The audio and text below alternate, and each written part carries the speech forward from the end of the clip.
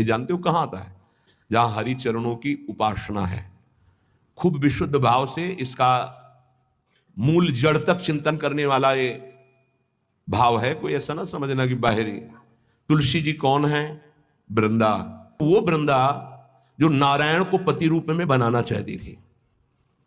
तो देवर्षि नारद जी आए और कहा, देवी नारायण को ऐसे तुम पति रूप में नहीं बना पाओगे, पहले तुम्हारे पातिव्रत धर्म की परीक्षा होगी। बोले देने के लिए तैयार हूं। बोले एक व्रत तुम्हारा पातिव्रत यदि पास हुआ तो नारायण तुम्हें पति रूप में प्राप्त होंगे। बोले तथास्तु, आप हमें बोलिए किसके साथ मैं अपनी आराधना का स्वरूप प्रकाशित करूं। तो उनका जालंधर राक्षस, इसको पति बनाना होगा और तुम्हारे पातिव्रत से त्रिभुवन में पता चलना चाहिए कि तुम्हारी जैसी कोई सती पतिव्रता नहीं। बोले जैसा आप आदेश करेंगे। ऐसा जालंधर राक्षस पति रूप में वर्ण किया और ऐसा सतीत्व पूरा चरित्र है, त्रिभुवन में कोई उसका बाल बांका भी नहीं कर पाया, सती वृंदा के पवित्र चरित्र और उनकी उपासना के कारण।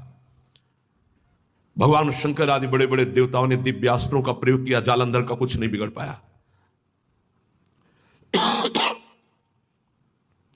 भगवान श्रीहरि से प्रार्थना की।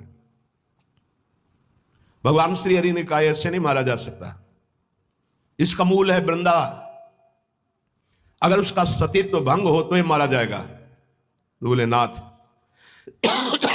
आप ही इसको देख सकते हैं। तो उन्होंने कहा मुझे ही पति रूप में प्राप्त करने के लिए उसने तपस्या की थी, मैं जा रहा हूं। नारायण रूप से नहीं गए, छल किया। जगत मंगल के लिए उस दैत्य को मारने के लिए भगवान उसका रूप धारण किया जालंधर का। जब सतीत्व भंग हुआ था उसे होश आया। उसने कहा मेरे पति जैसी चेष्टा नहीं, कौन हो तुम? क्योंकि आप में असीम सामर्थ्य, असीम सौंदर्य, असीम सुख मेरे पति नहीं हो सकते, क्योंकि मैं जानती हूं कौन है जालंधर राक्षस। आप वो नहीं हो। आप कौन है? अपने रूप में भगवान। तो उन्होंने कहा माना कि आपके लिए ही तप कर रही थी, लेकिन इस समय मेरा पति जालंधर, अब मैं मानती हूं मारा जाएगा क्योंकि मेरा तप नष्ट हुआ। मैं आपको शाप देती हूं, आप पाषाण रूप हो जाएं। तो नारायण शालिग्राम बन गए। तो कहा मेरे लिए ही तूने तप किया था नारद जी ने, तो तुझे पातिव्रत धर्म की परीक्षा के लिए जालंधर को व्यर्थ में मुझे शाप दिया, इसलिए मैं शाप देता हूं, तुम वृक्ष रूप